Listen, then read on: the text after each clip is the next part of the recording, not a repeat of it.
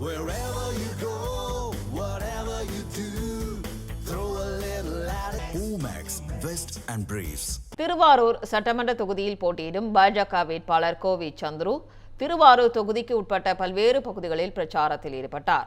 அம்மையப்பன், காவனூர், ஆய்க்குடி, அத்து சோழமங்கலம், நெய்க்குப்பை, என்கண், காப்பனாமங்கலம், அரசவனங்காடு உள்ளிட்ட சுற்றுவட்டார பகுதிகளில் கோவி சந்துரு வாக்கு சேகரித்தார். அப்போது பொதுமக்கள் பட்டாசு வெடித்தும் ஆரத்தி எடுத்தும் பொன்னாடை அணிவித்தும் வரவேற்பு அளித்தனர். இதனைத் தொடர்ந்து அம்மையப்பன் பகுதியில் உள்ள நெசவாளர்களின் குறைகளை பாஜக வேட்பாளர் கோவி சந்துரு கேட்டறிந்தார்.